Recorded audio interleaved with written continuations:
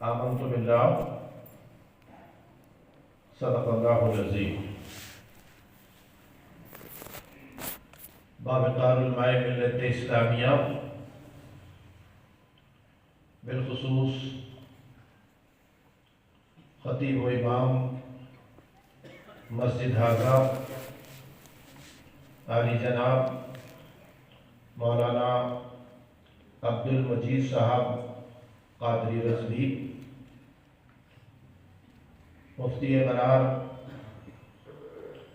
مولانا حفیظ اللہ صاحب قبلہ، علماء اہل سنت، حفاظ اکرام، ائمہ مساجد، حاضرین محفل، اہل سنت والجماعت کی جملہ محافل کے دستور کے مطابق وجہ تخلیق کائنات، دونوں عالم کے مالک و مختار محمد مصطفیٰ مجتبیٰ مرتضیٰ صلی اللہ علیہ وسلم کی مقدس بابرکت باعظمت سراپا رحمت بارگاہ الہ ثانی میں ہدیہ درود و سلام پیش کرنے کی سعادت حاصل کریں۔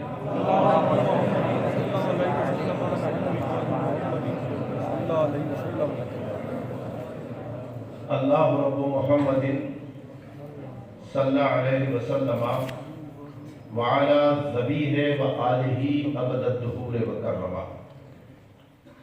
آج کا یہ عظیم الشان جلسہ تاریخ اسلام کی اس بے مثل و بے مثال ذات والا صفات والا تبار مظہر الہی صفات کی یاد میں ان کو خراج عقیدت پیش کرنے کے لیے منعقد کیا گیا کہ جنہیں ہم اور آپ ہی نہیں بلکہ آسمان والے اور عرش والے بھی غوث اعظم قطب عالم محبوب سبحانی راز ربانی حضرت شیخ محی الدین عبد القادر جیلانی کے نام نامی اسم گرامی اور خطابات سے جانتے پہچانتے اور مانتے، مولانا حفیظ اللہ صاحب سے غوث اعظم قطب عالم محبوب سبحانی راز ربانی کے مناقب اپنی عالمانہ شان کے ساتھ بیان فرمائے۔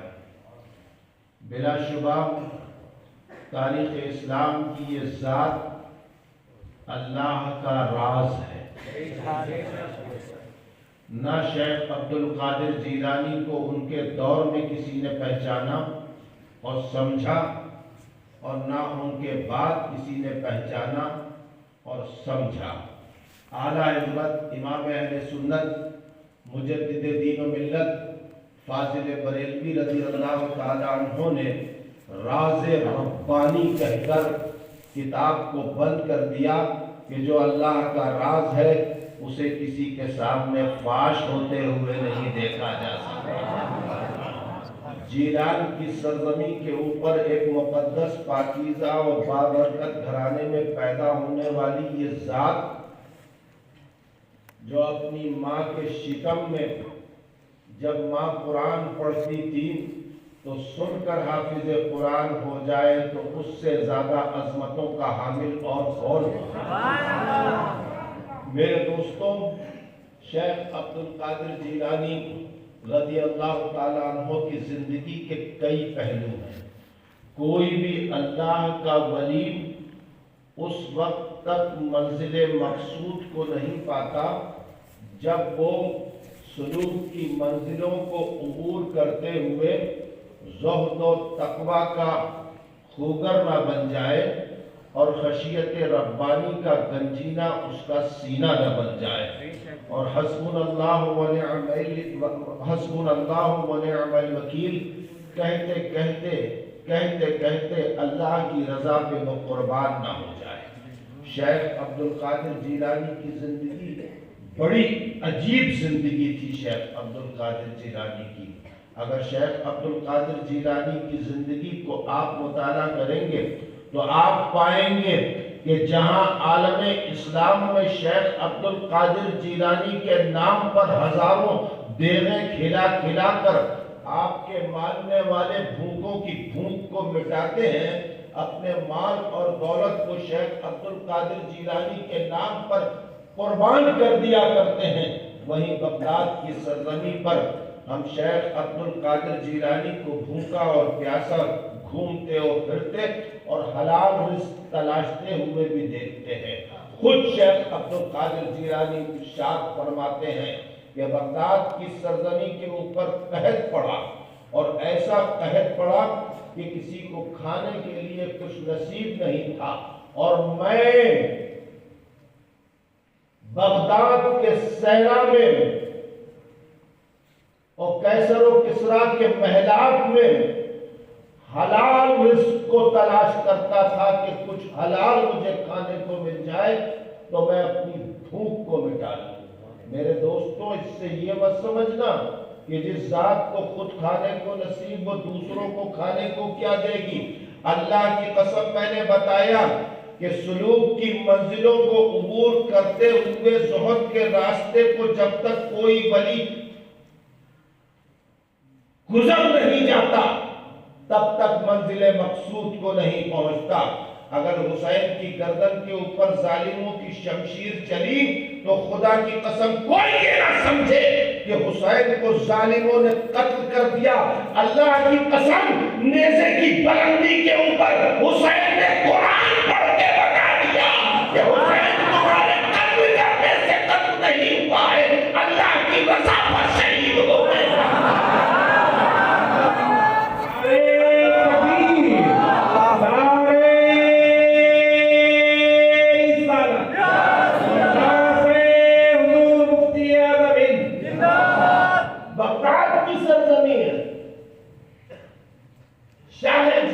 بھوکے ہیں اور خود ارشاد فرماتے ہیں کہ میں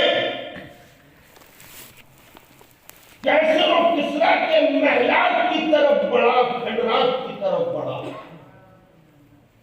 اور میں نے تلاش کیا کہ کچھ مجھے مباح گرا پڑا کھانے کو مل جائے،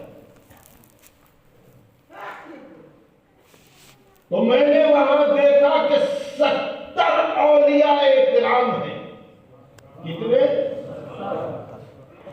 70 اولیاء کرام ہیں جو بھوکے مباح چیزوں کو تلاش کرتے ہیں۔ ارشاد فرماتے ہیں کہ مجھے غیرت آئی، مجھے شرم آئی کہ ان 70 کی موجودگی میں بھی مباح چیز تلاش کروں اور مجھے مل جائے تو یہ بھوکے رہ جائیں اور میں کھا لوں۔ میں نے اپنی بھوک کو برداشت کیا اور وہاں سے میں شہر کی طرف روانہ ہوا۔ عبد القادر، تیری تربت اقدس پر سلاموں کی بارش ہو۔ اس قحط کے عالم میں جو تو نے بھوک کو برداشت کیا، اللہ تبارک و تعالیٰ نے تیرے اس صبر کے سبب تیرے نام پر جانے کتنوں کی بھوک مٹا دی۔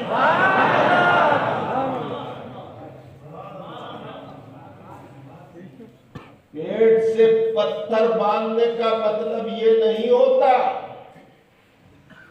کہ میرے نبی کو کھانے کے لیے نصیب نہیں تھا، معاذ اللہ رب العالمین۔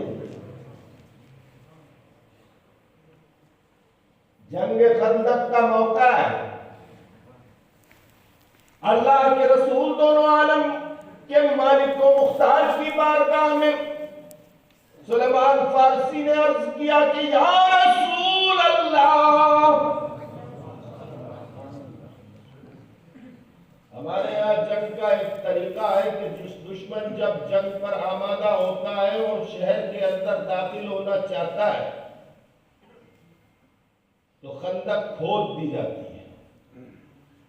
خندق شہر کے چاروں طرف گہرے گہرے گڈھے کر دیے جاتے ہیں پورے راؤنڈ میں۔ تاکہ دشمن اپنی سواریوں اور اسلحہ کے ساتھ شہر کے اندر داخل نہ ہو سکے۔ تو یا رسول اللہ اگر اجازت ہو تو ہم خندق کھود دیں مدینے کے چاروں طرف۔ اب غور کیجئے، غور کیجئے، کچھ دکھانے کے لیے ہوتا ہے، کچھ صراط مستقیم پر چلانے کے لیے ہوتا ہے، اور حقیقت کچھ اور ہی ہوا کرتی ہے۔ جب وقت پڑتا ہے تو نبی ہو یا ولی اس حقیقت کا اظہار کر ہی دیا کرتے ہیں۔ خندق کا موقع ہے، کفار مکہ اپنی تمام تر طاقت کے ساتھ مدینہ منورہ کے اوپر حملہ آور ہے۔ میں پھر غوث اعظم کی طرف لوٹوں گا۔ ابھی میں آپ کو بتاؤں کہ اگر بغداد کی سرزمین کے اوپر غوث اعظم قطب عالم محبوب سبحانی بھوک اور پیاس کو برداشت نہیں کرتے تو ایک سنت باقی رہ جاتی ہے۔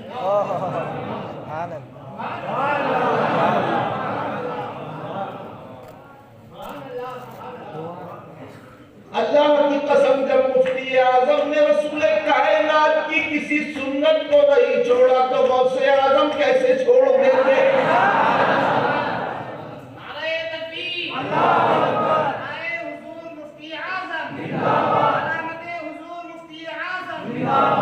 صحابہ اکرام نے خندق کھودنا شروع کی اور خندق کھود رہی ہے، خندق کھودی جا رہی ہے۔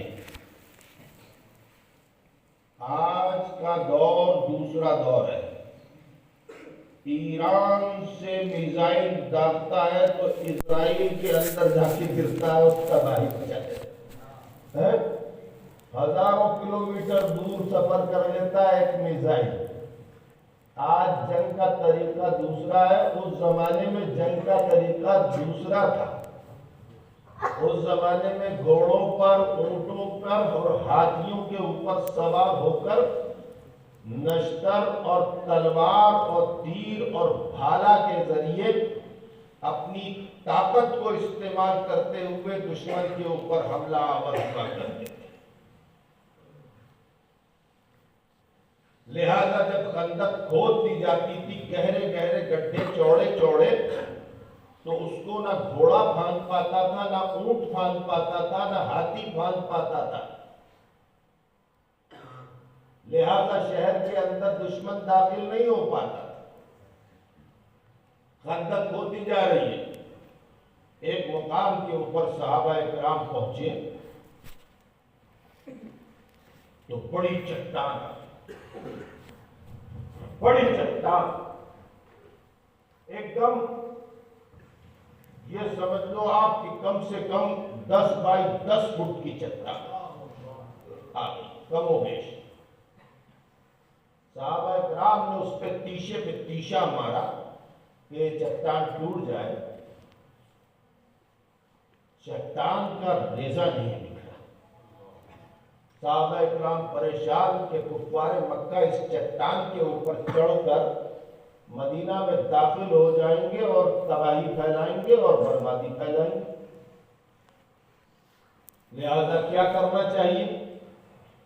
تو صحابہ اکرام بارگاہ رسالت میں حاضر ہوئے، عرض کیا کہ یا رسول اللہ، ماں باپ آپ پہ قربان، ایک چٹان آ گئی ہے یا رسول اللہ، اور اس چٹان کو ہم توڑنا چاہتے ہیں، تیشے پہ تیشہ مار رہے ہیں مگر چٹان کا ذرہ بھی نہیں جھڑ رہا ہے یا رسول اللہ،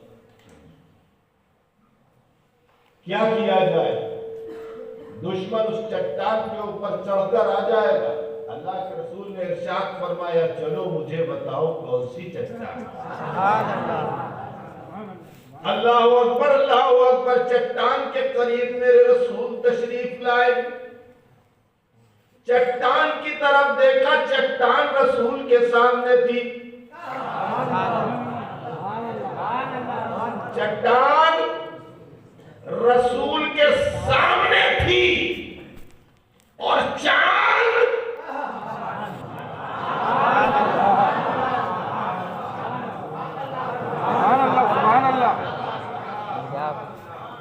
صحابہ جانتے تھے کہ انگلی کا اشارہ کر دے تو پتھر کا بنا ہوا چاند دو ٹکڑے ہو جائے. جو زمین کے اوپر جلوہ بھار رہتے ہوئے آسمان میں ٹہلتے ہوئے چاند کو توڑ سکتا ہے، اس کے لیے یہ چٹان کیا چیز ہے؟ صحابہ جانتے تھے صحابہ کہ ہم جیسے بشر نہیں ہیں. کیا بات ہے. صحابہ جانتے تھے ہم جیسے بشر نہیں ہیں، اور نبی بھی جانتے تھے کہ میں ان جیسا یا کسی جیسا بشر نہیں ہوں. اسی لیے نبی نے ابو بکر کی موجودگی میں، عمر، عثمان و علی کی موجودگی میں، اکابر صحابہ اکرام کی موجودگی میں مسجد نبوی کے منبر سے مہدی دنیا تک کے مسلمانوں کو توپ کے دہانے کے اوپر سینہ رکھ کر حق غلط کرنے کے لیے سبق دے دی کہ جب کوئی کہے کہ نبی ہم جیسے بشر ہیں تو مسجد نبوی کے منبر پر مجھے کھڑے ہو کر بولتے ہوئے بتا دینا کہ میرے نبی نے سب سے مخاطب ہو کر کہا تھا ایکم مثلی. تم میں کون ہے میری؟ تو ابو بکر کی گردن جھک گئی تھی جو کبھی نہ جھکی، جو گردن ہمیشہ رسول کائنات کے چہرے کو دیکھتے تھی، جو آنکھیں، جو گردن کبھی نہیں جھکی. اللہ کی قسم یہ علماء موجود ہیں جو احادیث مبارکہ پڑھتے رہتے ہیں، قرآن کی تفسیر پڑھتے رہتے ہیں، بزرگوں کی روایتیں پڑھتے رہتے ہیں. یہ جانتے ہیں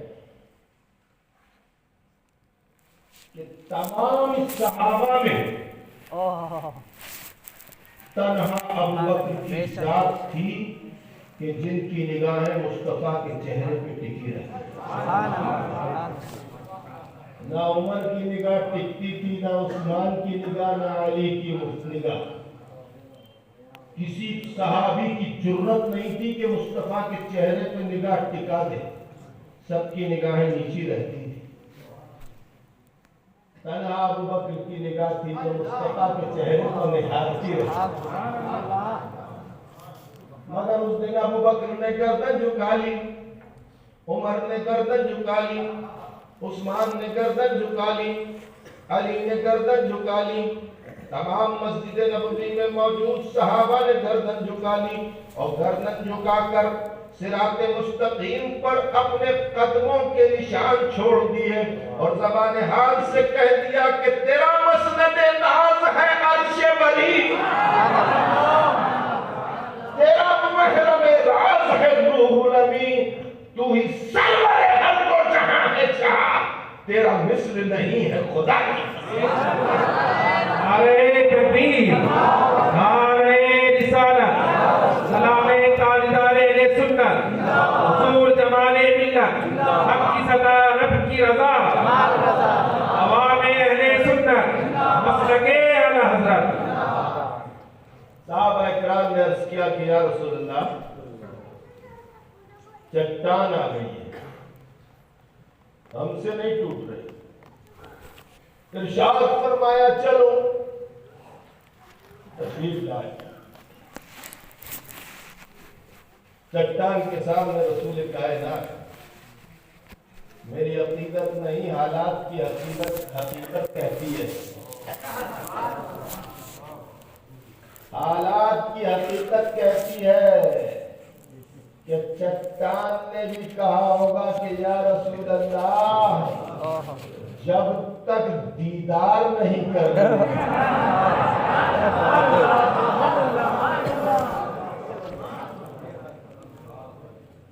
اگر قربان ہوں گی دیدار پہ قربان ہو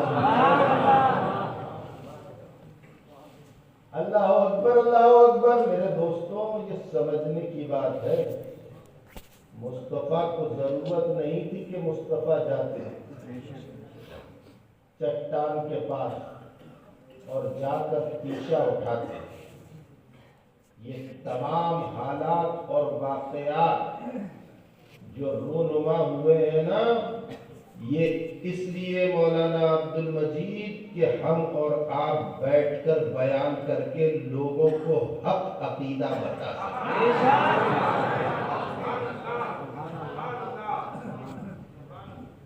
ورنہ رسول کائنات کو ضرورت نہیں تھی مولانا عبد الحفیظ صاحب۔ امتیاز بھائی سمجھ رہے ہیں نا میری بات کو، ہے نا؟ سمجھ رہے ہیں نا آپ لوگ؟ ہیں سب سمجھ رہے ہیں؟ تم میں کوئی پلپلا ہو تو ہاتھ اٹھائے، ہے کوئی؟ سب کے سب ڈرا ڈرے۔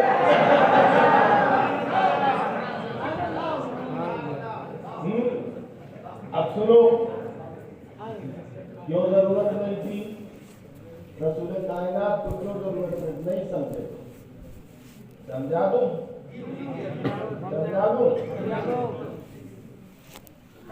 یا پھر کبھی پہ چھوڑ دوں؟ کیوں مولانا عبد الحفیظ صاحب نہیں سمجھنا؟ نہیں سمجھا دوں؟ یعنی میں سمجھا دوں، آپ بھی سمجھ جاؤ گے نا؟ میرے کہنے کے بعد سمجھنے کے بعد سب کو سمجھاؤ گے نا؟ سب کو سمجھاؤ گے نا رحمتہ بھائی؟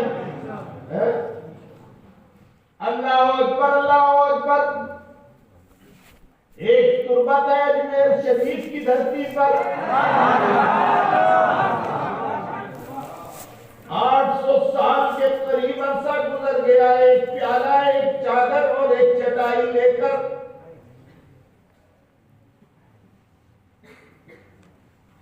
افغانستان کے راستے، پاکستان کے راستے ہوتی ہوئی اجمیر کی دھرتی پر آ کے رک گئی۔ جو سب لگائی لا الہ الا اللہ محمد رسول اللہ کی، تو اجمیر کے پہاڑ پکارنے لگے اللہ کے سوا کوئی معبود نہیں۔ ارے یہ کون آ گیا کہ جس کے ساتھ ساتھ پہاڑ بھی بولنے لگے؟ ہنگامہ کٹ گیا۔ ارے کوئی فقیر آیا، اتنی طاقت کے پہاڑوں کو زبان آ گئی؟ کیا اپنی فوج کے ساتھ آیا؟ نہیں، 2-4 خادم ہیں، پھٹے ہاتھ، لباس تک ثابت نہیں ہے، جسم کے اوپر ہڈیوں کے اوپر کھال چپکی ہوئی ہے۔ اچھا تو کیا کرتا ہے؟ کہتا ہے کہ اللہ کے سوا کوئی معبود نہیں اور محمد اللہ کے رسول ہیں، اور لوگ اس کی طرف جوق در جوق دوڑتے ہیں۔ پتہ نہیں کیا کرشم ہے اس کی زبان میں کہ جو کہہ دیتا ہے ہو جاتا۔ ہنگامہ کٹ گیا۔ وہاں کے راجا نے کہا کہ ٹھیک ہے، اگر ہمارے معبود کو یہ غلط کہتا ہے اور باطل کہتا ہے تو اس کے اوپر پابندی لگا دو۔ ساغر سے اسے پانی نہیں ملنا چاہیے، بغیر پانی کے دم توڑ دے گا یہ فقیر اور اس کے ساتھ کے لوگ۔ سلطان الہند خواجہ غریب نواز معین الدین چشتی اجمیری سنجری، نماز کا وقت ہوا تو ارشاد فرمایا کہ میں نماز پڑھوں گا، پانی لے کر آؤ۔ غلاموں نے کہا کہ سرکار ظالم شر پہ آمادہ ہیں اور انہوں نے کہہ دیا ہے کہ ساغر سے پانی نہیں لینے دیں گے، ایک بوند پانی نہیں لینے دیں گے۔ اچھا پانی نہیں لینے دیں گے، پھر ساغر کو لے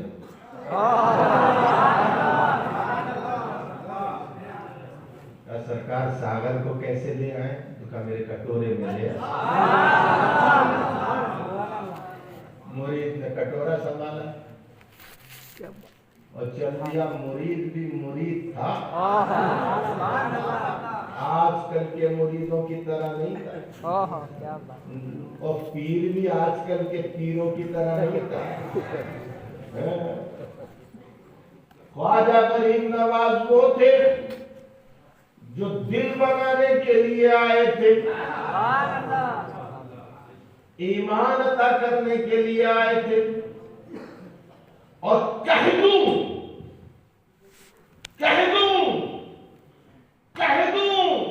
कि अल्लाह की कसम मेरा ख्वाजा वो था जो निगाहों से पर्दे हटाकर लोहे महफूज को दिखाने के लिए आया।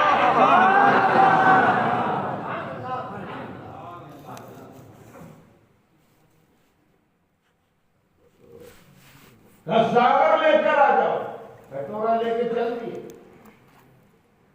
जैसे ही सागर के किनारे पहुंचे, तलवारें बनाना करनी, पानी नहीं ले जाने देंगे। तो कहा पानी लेने भी कब आए? तो कहा क्या लेने आए हो? तो कहा सागर को लेने आए। अब सर जोड़ के बैठ गए, मुसलमान है क्या है, सागर को लेने के लिए। मेरा बताओ काहे में ले जाओगे सागर? अभी इसमें कटोरे। बोले मौका अच्छा है, जितने हैं सबको गाजर मूली बना देंगे। कहा इनसे एक शर्त लगा लो। कहा क्या?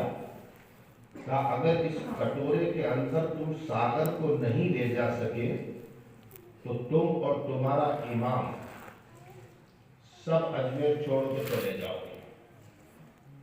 कहा ठीक है, सब अजमेर छोड़ के चले जाएंगे, और अगर ले गए तो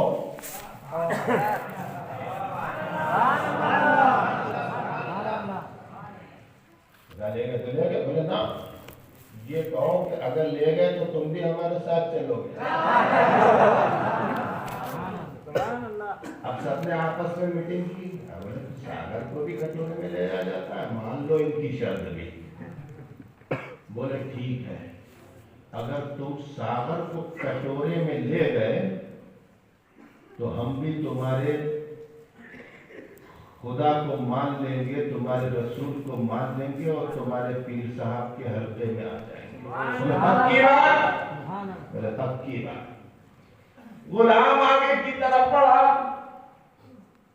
और कटोरा हाथ में लिया गुलाम ने, और सागर के पानी से कटोरे के किनारे को लगाकर कहा कि ओ सागर, तुझे मोइनुद्दीन ने बुलाया है। इतना कहना था कि सागर सूख गया, कटोरा भर गया। और जैसे ही कटोरा भरा, आलमे हैरत में अंगुष्ठ बदंदर वो मुनकिराने खुदा और रसूल देखते रहे। तो गुलाम ने कहा क्या देखते हो, क्या देखते हो? कहा अगर सागर को तू ले गया तो पूरा अजमेर प्यासा मर जाएगा। कहा इधर भी सागर होगा, उधर भी सागर होगा, शर्त इतनी है कि जो वादा किया था उसे पूरा करो। प्यासा मारने वालों को प्यासा मार दिया जाएगा। जैसे ही कहा, सबने कहा कि अगर कलमा नहीं पड़ा तो जान चली जाएगी। चारों तरफ से आवाजें उठ रही थी, ला इलाहा इल्लल्लाह मुहम्मदुर रसूलुल्लाह। अब क्या समझे? अजमेर का ख्वाजा अगर सागर को प्याले में ले सकता है तो मदीने का मुस्तफा चट्टान को नहीं डूबा सकता।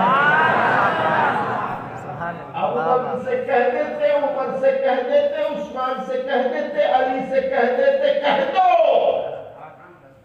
कि चट्टान टूट कर जर्रा जर्रा हो जाए, मोहम्मद ने कहा है। अल्लाह की कसम, चट्टान पे चट्टान मेरे नबी के नाम पर अगर आसमान से कह दिया जाए कि तुझे मदीने के मुस्तफा ने बुलाया है और मदीने का मुस्तफा आसमान को बुलाए तो कदमों में आसमान है।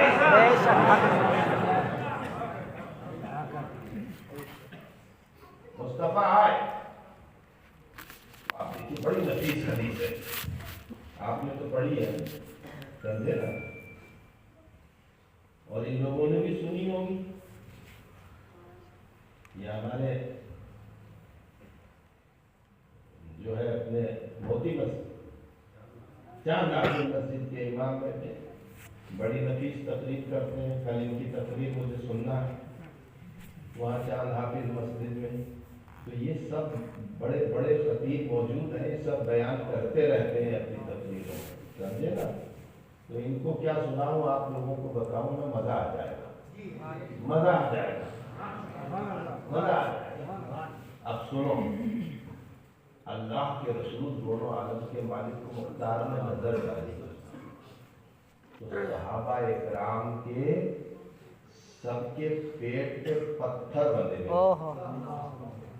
एक एक पत्थर सबके बंधा हुआ था, सबके पेट पे पत्थर बंधा हुआ। सहाबा इकराम भूखे प्यासे तोड़ रहे थे सरकार नहीं। अल्लाह के रसूल दोनों आलम के मालिक को मुख्तार ने इरशाद फरमाया, तीशा लाओ। तीशा अपने दस्ते पाक में अल्लाह के रसूल ने दिया, और जैसे ही तीशे को उठाया अल्लाह के रसूल ने, चादर अक़दस उठी, सहाबा की नजर शिकम मुस्तफा के ऊपर पड़ी तो सहाबा ने देखा हमारे पेट पे एक पत्थर बंधा है, मुस्तफा के पेट पर दो दो पत्थर बंधे हुए।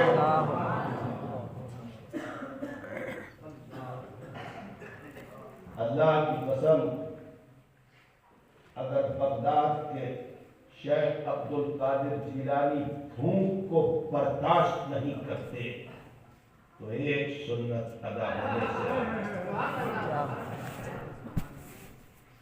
मुस्तफा की शिकम अक़दस के ऊपर दो पत्थर बंधे हुए हैं।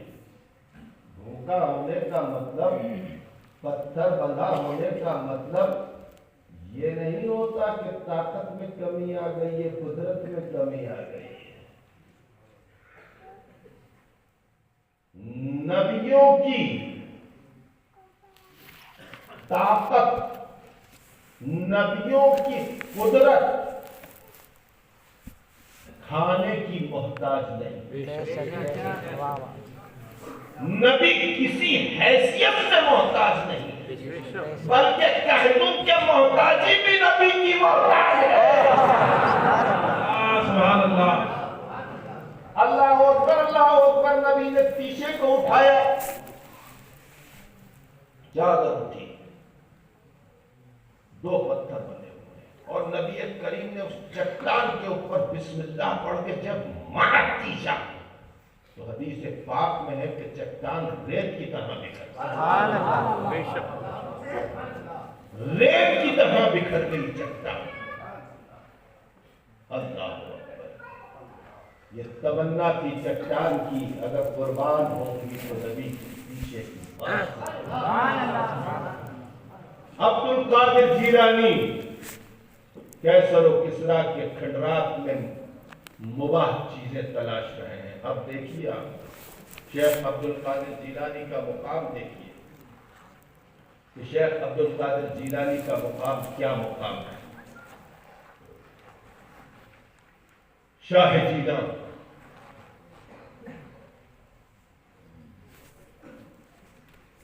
दुनिया वालों का, अहले सुन्नत का इस बात पे इजमा है कि तमाम औलियाए किराम की गर्दनों के ऊपर शेख अब्दुल कादिर जिलानी का कदम है। अभी अभी हमारे मौलाना अब्दुल हफीज साहब ने एक वाकया बयान किया, हजरत अली बिन सैदी से होता है। غوث اعظم کے غالباً 46 اولادیں تھیں، 46 غوث اعظم کی اولاد، یا تو 16 لڑکے تھے یا 16 لڑکیاں تھیں اور باقی لڑکے تھے، میرے ذہن سے اس وقت اتر رہا ہے۔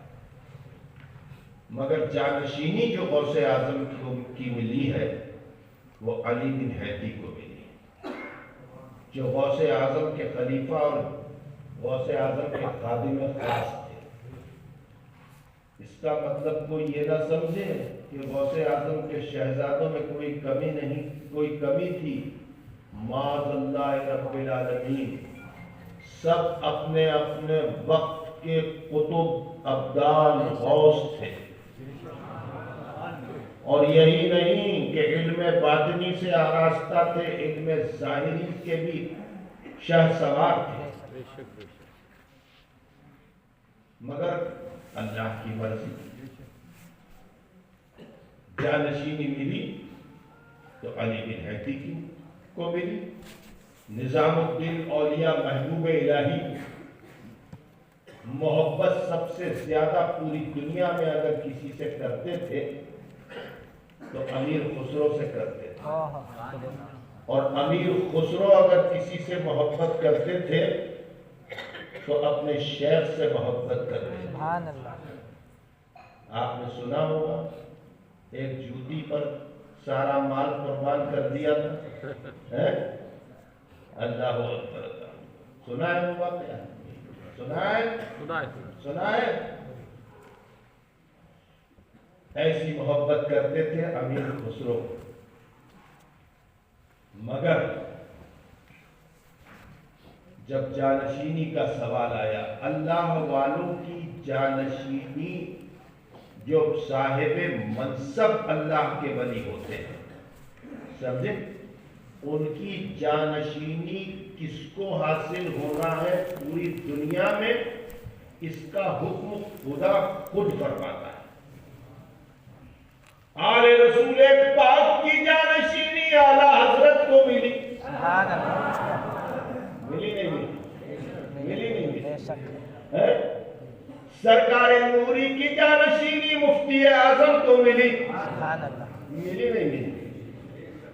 غریب نواز کی جانشینی ان کے شہزادے موجود تھے مگر بختیار کاکی کو ملی نہیں ملی۔ تو اللہ والوں کی شان اور ہوتی ہے۔ نبی مقدس دونوں عالم کے مالک و مختار نے پردہ فرمایا، پہلے خلیفہ ابو بکر صدیق ہوئے جبکہ علی مرتضی، ابو بکر صدیق رضی اللہ تعالیٰ عنہ کے شہزادے موجود تھے مگر جانشینی عمر فاروق اعظم کو ملی۔ میرے دوستوں، اللہ والوں کی شان یہ ہوتی ہے کہ ان کا جانشین پوری دنیا میں کہاں کون ہوگا، اس کا انتخاب بھی خداوند قدوس فرماتا ہے۔ جب محبوب الہی کے وصال کا وقت آیا تو محبوب الہی نے، نظام الدین اولیاء نے امیر خسرو کو بلایا اور آنکھوں میں آنسو آ گئے۔ نظام پاک رونے لگے، ہونٹ پھڑپڑانے لگے، کہا خسرو آج میں نے تجھے کیوں بلایا ہے پتہ ہے؟ کہا سرکار میں قربان جاؤں، حکم فرمائیے۔ کہا آج میں اپنی جانشینی کا اعلان کرنے جا رہا ہوں۔ جیسے ہی کہا امیر خسرو چیخ مار کے اٹھے، اس لیے کہ امیر خسرو جانتے تھے کہ جانشینی کا جب اعلان ہوگا تو شیخ اس دنیا سے رحلت کر جائے گا۔ جب قرآن مکمل ہوا اور نبی کریم نے اعلان فرمایا تو ابو بکر صدیق کی آنکھوں میں آنسو آ گئے، ہچکیوں کے ساتھ ابو بکر صدیق رونے لگے۔ سب نے جشن منایا، قرآن مکمل ہو گیا، قرآن مکمل ہو گیا، مگر ابو بکر صدیق رو رہے تھے۔ کیوں؟ اس لیے جانتے تھے ابو بکر صدیق کہ نبی کا کام پورا ہو چکا ہے، اب نبی رحلت فرما جائیں گے۔ اللہ والوں کی نگاہ اور ہوا کرتی ہے میرے دوستوں، کہ نگاہ نگاہ کی بات ہوا کرتی ہے۔ کہا آج میں اپنی جانشینی کا اعلان کرنے جا رہا ہوں۔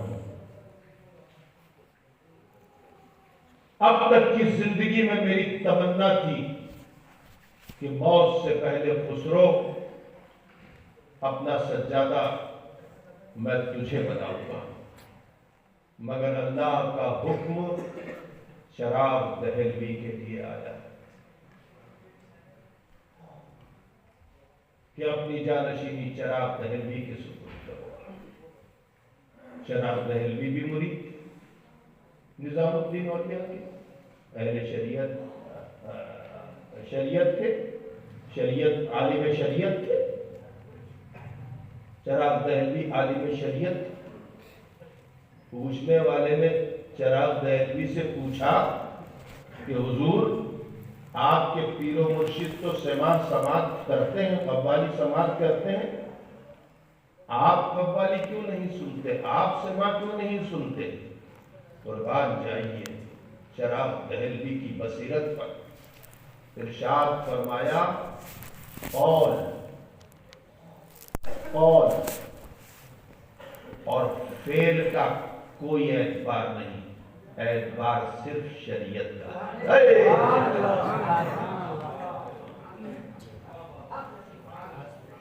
یہ موتی ہیں موتی، یہ موتی ہیں موتی، اللہ کی قسم یہ موتی ہیں جو سینکڑوں کتابوں سے چن چن کر تمہارے سامنے ڈالتا ہے۔ اللہ بے شک بے شک سبحان یہ مت سمجھنا کہ یہ لفاظی ہے، میری تقریر پورا بھرا ہوا جام ہوتی اللہ۔ ہے۔ بے شک بے شک۔ یہ موتی ہیں، بھولنا مت، نظام جیسا کوئی پیر نہیں، چراغ دہلوی جیسا کوئی مرید نہیں، مگر مرید پیر کے فعل اور پیر کے قول پر کہہ رہا ہے۔ قول اور فعل کا کوئی اعتبار نہیں، اعتبار صرف شریعت مصطفیٰ کا۔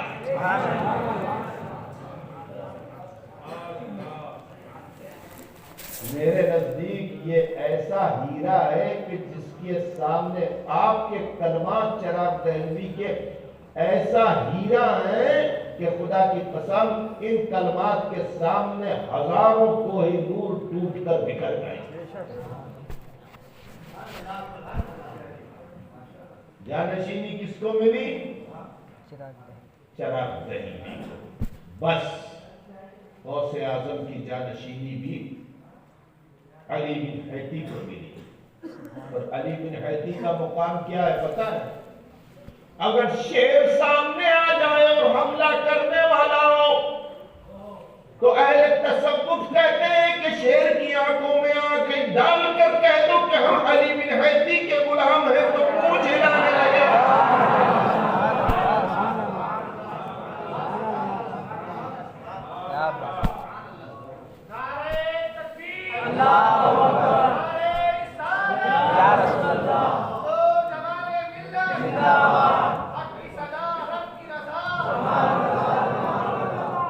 اب غوث اعظم کا مقام غوث اب یہ مولانا عبدالحفیظ صاحب نے میری بیٹری چارج کر دی۔ میری بیٹری ہمیشہ ایک بات یاد رکھو، جب میں جلسے میں جا رہا ہوں تو میرا موڈ خراب نہیں کیا کرو، سمجھے نا؟ میں بڑے خلوص کے ساتھ تقریر کرنا چاہتا ہوں کہ تاکہ مجھے ثواب مل جائے اور تمہیں بھی کچھ سننے کو مل جائے۔ اور میرا معاملہ یہ ہے کہ میں کتابیں رٹ کے مقرر یا خطیب نہیں بنا، مجھے خطیب میرے پیر اور میری پیرانی نے بنایا۔ اور مجھ سے اگر کوئی کہے کہ آپ نے کارنجہ کی سرزمین پر 28 تاریخ یا 29 تاریخ کو رات میں جو تقریر کی تھی اس تقریر کو دوہرا دیں، تو مجھے اگر ایک پڑھنے پر بٹھالا جائے اور دوسرے پڑھنے پر سونا رکھ دیا جائے تو ابھی میں نہیں دوہرا پاؤں گا۔ سبحان اللہ۔ سمجھے نا؟ اس لیے کہ میں کیا بول رہا ہوں مجھے پتا نہیں رہتا ہے، میرا پیر بلواتا رہتا ہے۔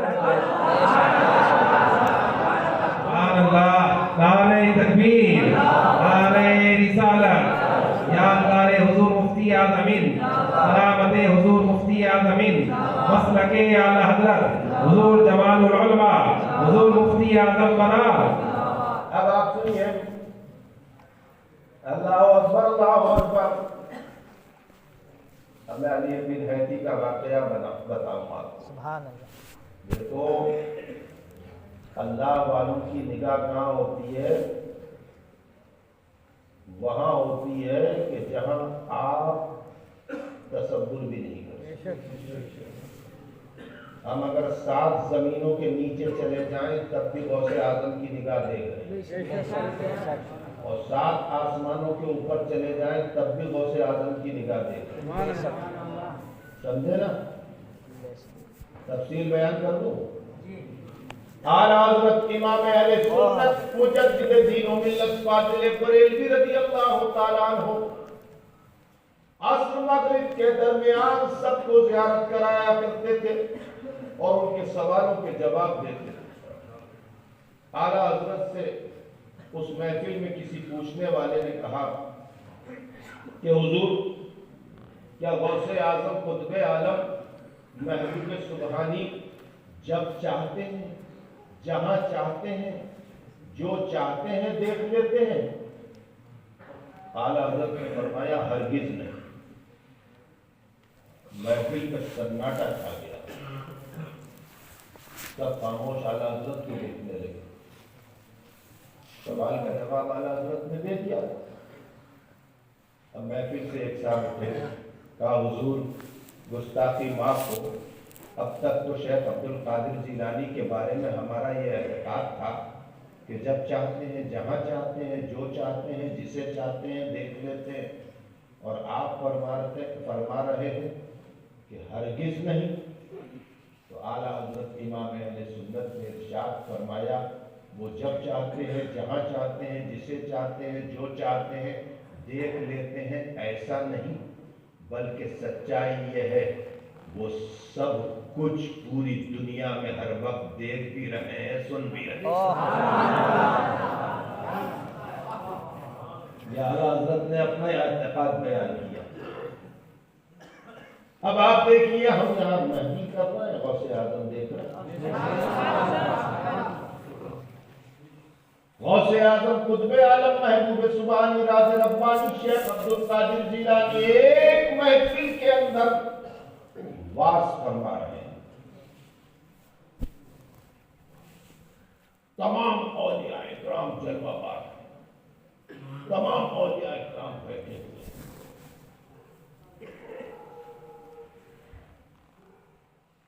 کچھ فاصلے کے اوپر علی بن حیدی بھی موجود ہے۔ علی بن حیدی موجود ہیں، اور واز کے دوران اچانک علی بن حیدی کے اوپر نیند غالب آ گئی، اور علی بن حیدی ایسے کر کے سو گئے۔ غوث اعظم اٹھے اور علی بن حیدی کے سامنے ہاتھوں کو باندھ کے کھڑے ہو۔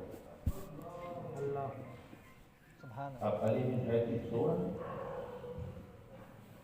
غوث اعظم ہاتھ باندھے ہوئے کھڑے ہیں، پوری محفل عالم حیرت میں بدلتا ہے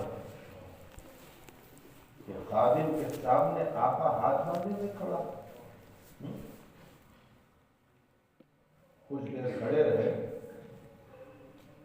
اور اس کے بعد جو ہے اپنے جیسے ہی علی بن حیدی جاگے، علی بن حیدی نے دیکھا کہ سرکار کھڑے، ایک دم اٹھ کر کھڑے ہو گئے۔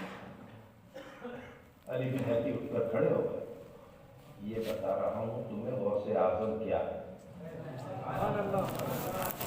میں نے کہا نا کہ غوث اعظم سب کچھ دیکھ رہے ہیں، تو ایسے ہی نہیں کہہ دیا کہ غوث اعظم سب کچھ دیکھ رہے ہیں، سمجھے نا؟ علی بن حیدی اٹھ کر کھڑے ہو گئے اور کانپنے لگے۔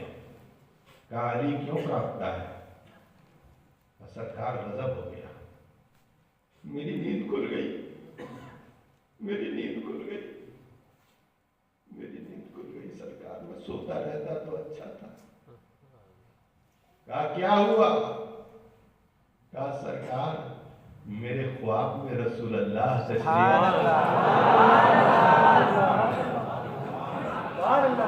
मेरा गौस मुस्कुराया और मुस्कुराकर कहा कि सब ये समझ रहे थे कि अली तेरे सामने मैं हाथ बांध के खड़ा हूं, अरे मैं तो तेरे ख्वाब में मुस्तफा को आता हुआ देखा। नारे तकबीर, नारे रिसालत। ये है गौसे। ये ख्वाब देखे हम और खबर हो गौसे आजम। ये है गौसे आजम। मेरे दोस्तों, जिंदगी की महराज है कि गौसे आजम जैसा शेख तरीकत मिला, समझे ना, और रसूल जैसा रसूल मिला, मुस्तफा जैसा मुस्तफा मिले। मुस्तफा जैसा नहीं, हमें तो मुस्तफा ही मिले। सब कत्ल लिसानी कभी कभी रवानी में निकल जाता है कुछ ना कुछ है, तो हमें मुस्तफा मिले।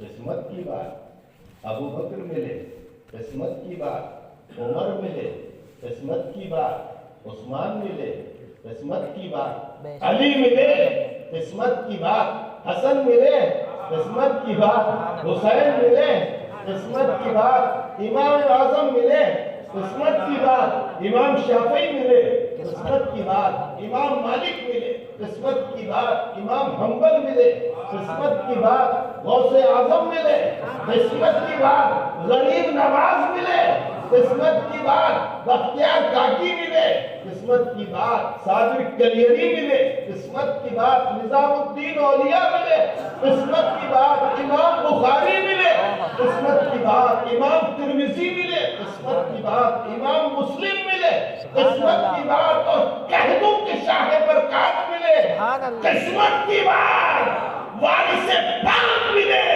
किस्मत की बात शाह मीरा मिले, किस्मत की बात ताजुद्दीन बाबा मिले, किस्मत की बात आला हजरत मिले, किस्मत की बात मुफ्ती आजम मिले, किस्मत की बात। अब इतने मिल गए, गम किस बात है? हमारी पूरी बारात है हम गुनाहगारों की। हम गुनाहगार दूल्हा बन के जब जन्नत में जाएंगे तो बाराती यही लोग होंगे। गलत तो नहीं कह रहे हो? गलत तो नहीं कह रहा हूँ। आला हज़रत इमाम अहले सुन्नत ने क्या फरमाया कि वो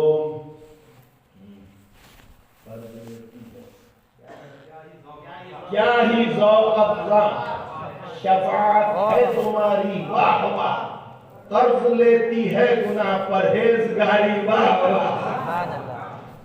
समझे ना? तो पहले हम जाएंगे, यकीन मानना, ये सब पहले नहीं आएंगे। हाँ हाँ सही बता रहा हूँ। गौसे आजम पहले थोड़ी जाएंगे जन्नत में, अपनी बकरियों को पहले हाकेंगे।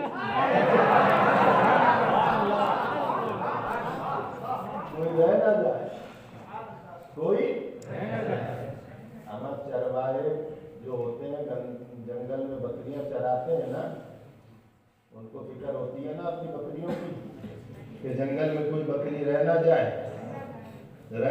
कोई बकरी होती है ना। तो हम गौसे आजम की बकरी हैं,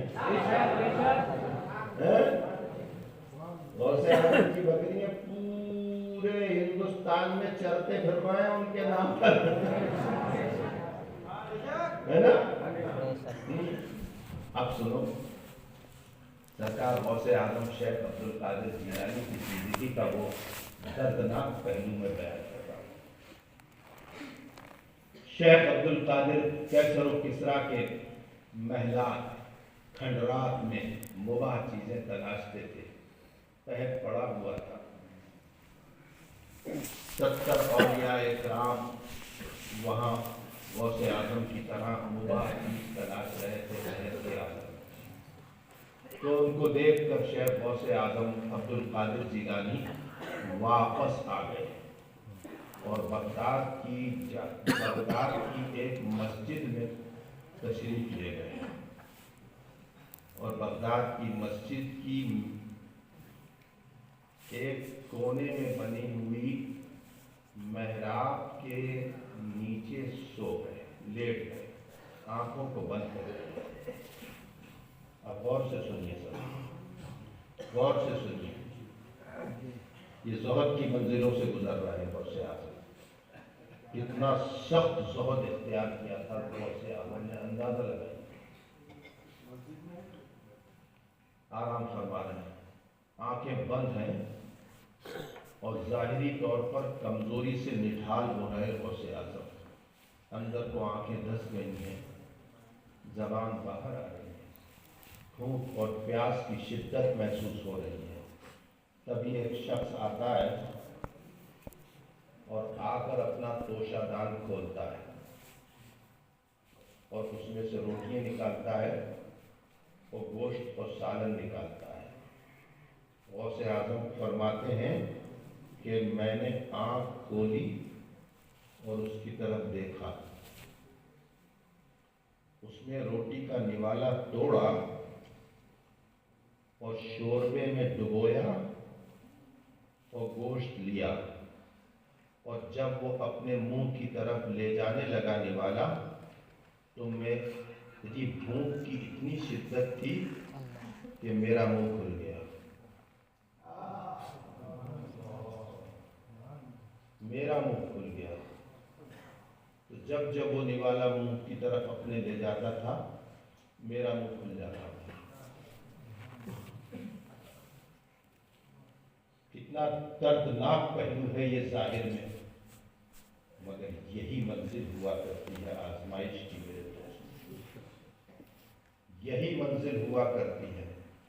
करबला में अल्लाह तबारक व तआला ने इम्तिहान की मंजिलों से अगर हुसैन को गुजारा है तो कहत के आलम में गौसे आज़म को इम्तिहान की मंजिलों से अल्लाह ने गुजारा है।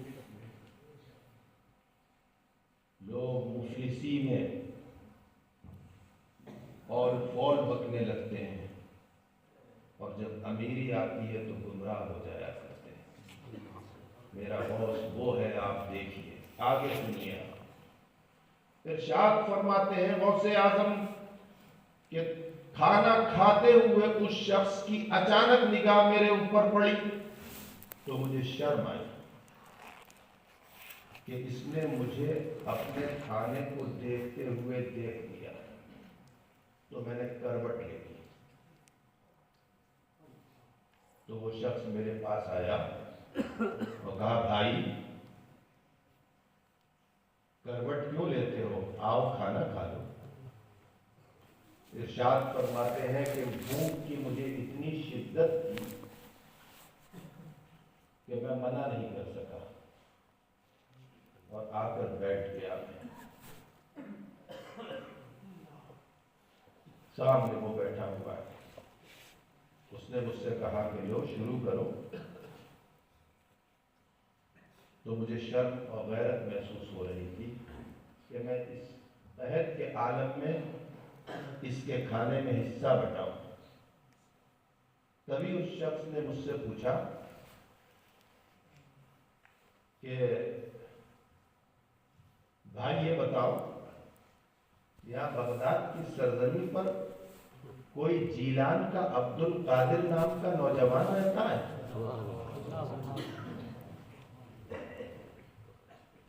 कहा हाँ रहता है। कहा तुम उसे जानते हो? कहा मैं ही हूं। वो शख्स उठकर खड़ा हो गया, कांपने लगा। कहा तुम अब्दुल कादिर हो? तुम्हारे वालिद का नाम क्या है? तुम्हारी वालदा का नाम क्या है? वालदा का नाम बताया, अपने वालिद का नाम बताया, अपने मोहल्ले का नाम बताया, अपने गांव का नाम बताया। कहा कब आए थे? कहा इतने साल पहले आया था। कहा भाई मुझे माफ कर दो, کہا کیوں کیا ہو گیا؟ کہا بھائی مجھے معاف کر دو، مجھے معاف کر دو۔ کہا ہوا کیا؟ کہا جیلان کی سرزمین سے جب میں چلا تھا تو تمہاری ماں نے 10 اشرفیاں مجھے دی تھی اور کہا تھا کہ عبد القادر کو دے دینا، میرا بیٹا ہے وہ۔ بغداد کی سرزمین پر قحط پڑ گیا، میں نے تمہیں بہت تلاش کیا، تم ملے نہیں۔ جب بھوکا پیاسا رہتے ہوئے مجھ سے برداشت نہیں ہوا اور تمہاری اشرفیوں کے سوا میرے پاس کچھ بچا نہیں تھا تو میں نے اسی سے خرید کر کھانا کھانا شروع کر دیا۔ میرے بھائی اس کھانے کا مالک میں نہیں تم ہو۔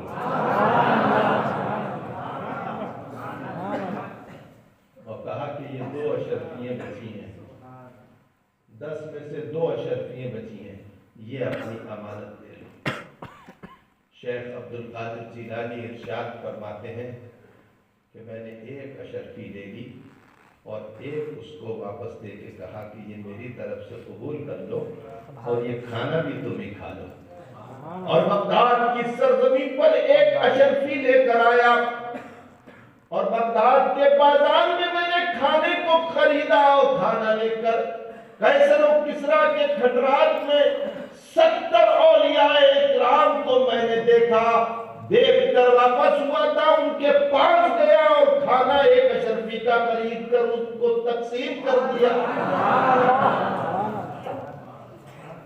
اللہ، یہ کردار ہے میرے عبد القادر جیلانی، یہ ہیں ہمارے اور آپ کے غوث اعظم قطب اعظم محبوب سبحانی راز ربانی شیخ عبد القادر جیلانی۔